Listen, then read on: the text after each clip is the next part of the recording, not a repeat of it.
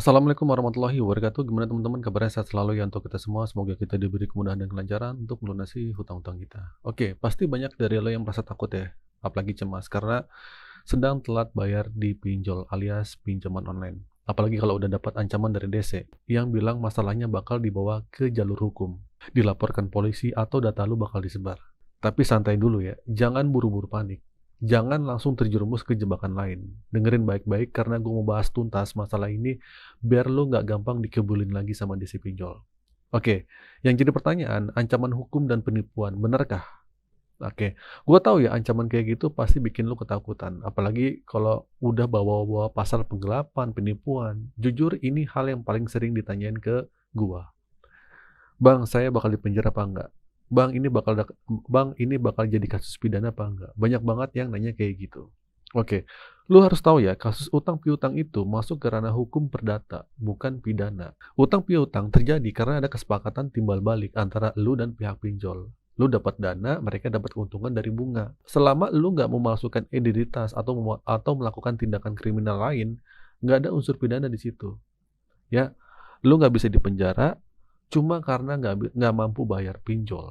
Nah, ini cuma gertakan dari desa biar lu panik dan buru-buru cari dana buat bayar. Bahkan dengan cara gali lubang tutup lubang, DC pun bodo amat. Tujuan mereka cuma satu, bikin lu tertekan dan ketakutan. Begitu lu masa tertekan, lu pasti bakal cari cara apapun untuk bayar, termasuk dengan pinjaman di tempat lain, alias gali lubang tutup lubang.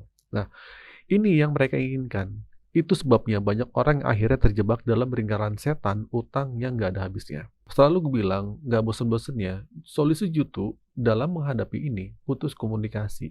Ya, fokus aja untuk berusaha. Sebenarnya ada paling efektif ya untuk menghentikan teror lo ini gitu kan. Lu cuma perlu putus semua jalur komunikasi dari DC itu. Gimana caranya? Gampang banget. Yang lu lakuin cuma 3 hal sederhana. Yang pertama, ganti nomor telepon. Kedua, hapus aplikasi WhatsApp-nya atau ganti nomor WhatsApp-nya. Dan setelah itu ya lu ganti email. Loh, aku cuma gitu bang. Percaya deh, masalah teror DC ini 90% lahir dari telepon, WhatsApp, dan email lu. Selama lu masih membiarkan jalur-jalur ini terbuka, lu akan terus-terusan diteror dan merasa tertekan. Ancaman penjara, sebar data, atau dipecat dari kerjaan itu cuma omong kosong. Coba lu perhatikan, gak ada satupun DC yang berani nyebutin nama aplikasi pinjolnya saat DC meneror barbar. Kenapa? Karena mereka sendiri takut. Mereka takut kena sanksi dari pihak pinjolnya karena melanggar SOP. Pinjol nggak mau bertanggung jawab kalau DC mereka ketahuan atau ketahuan mengancam atau melakukan penagihan yang menyalahi aturan. Nah, jadi dengan memutus jalur komunikasi ini, lu dapat mengembalikan ketenangan lu. Nggak ada lagi ancaman yang masuk, nggak ada lagi teror yang bikin lu kepikiran terus. Lu bisa lebih fokus untuk bekerja dan mengumpulkan uang, juga untuk memperbaiki hidup lu yang paling penting. Jangan biarkan teror ini melumpuhkan mental lu, ya. Lu bukan orang jahat, niat lu dari awal adalah membayar, ya. Tapi keadaan yang nggak memungkinkan, bunga yang tinggi, biaya admin yang besar, ekonomi juga lagi sulit, ya, membuat utang lu akhirnya membengkak, dan akhirnya nggak bisa bayar. Ini bukan kesalahan lu, bukan kesalahan lu seutuhnya maksudnya gitu. Nah, jadi gini, lu harus tahu ya, DC itu juga punya target. Mereka digaji berdasarkan banyak utang yang bisa mereka tagih. Kalau nggak mencapai target, mereka itu biasanya dapat ya peringatan lah, bahkan pemecatan. Makanya mereka rela pakai cara apapun, termasuk mengancam dan menakut-nakuti, supaya segera lu bayar. Mereka adalah ujung tombak perusahaan pinjol.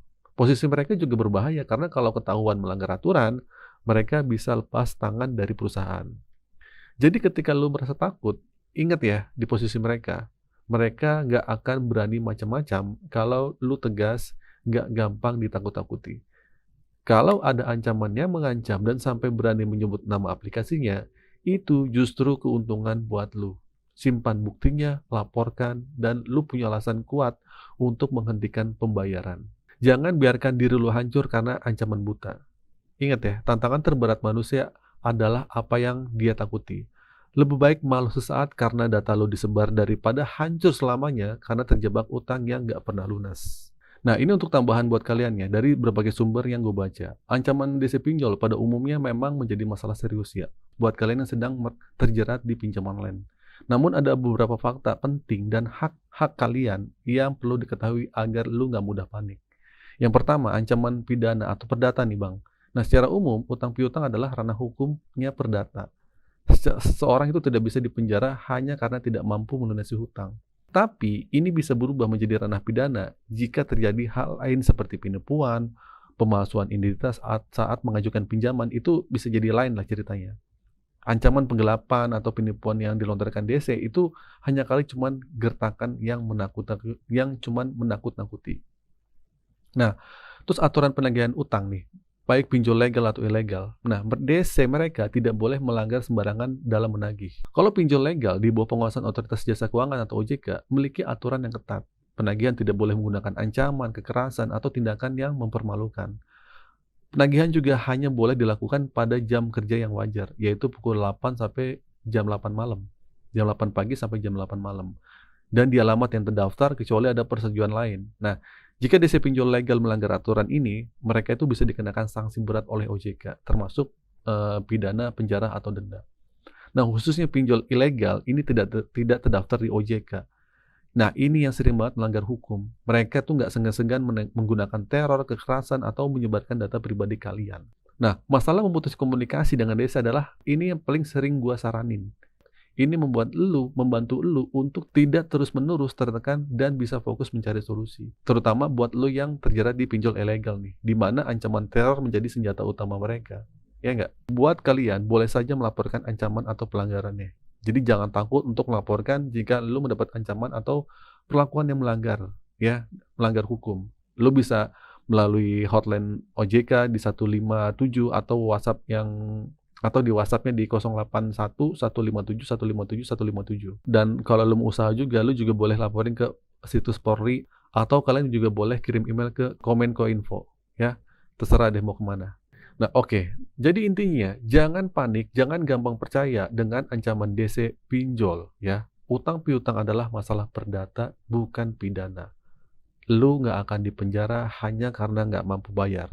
Ancaman seperti dipenjara atau disebar adalah gertakan kosong. Tujuannya cuma satu, bikin lu tertekan dan buru-buru bayar.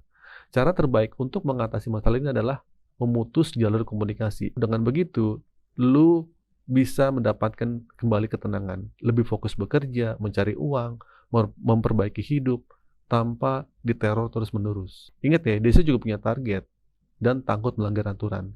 Mereka tidak berani menyebut nama aplikasi pinjol yang saat menagih. Jadi jangan sampai biarkan diri lu hancur karena ancaman buta. Lebih baik malu sesaat daripada hancur selamanya, karena terjebak dalam utang yang nggak pernah lunas. Intinya buat kalian, jangan pernah panik, jangan gampang percaya dengan ancaman DC pinjol. Utang piutang adalah masalah perdata, bukan pidana. Lu nggak akan dipenjara hanya karena nggak mampu bayar pinjol. Ya, cara terbaik, gue ulangi lagi, dengan memutus jalur komunikasinya. Ganti nomor telepon, nggak apa-apa deh, terserah. Kumpulkan uangnya, setelah keadaan membaik, lu coba bisa negosiasi dengan pihak pinjolnya. Ya, kalau lu ada uangnya atau rezekinya. Ingat ya, solusi terbaik itu ada di tangan lu sendiri. Jangan biarkan diri lu hancur karena teror yang sebenarnya cuma gertakan kosong. Oke, itu saja teman-teman video kali ini. Semoga video ini bermanfaat. Akhir kata dari saya, Assalamualaikum warahmatullahi wabarakatuh.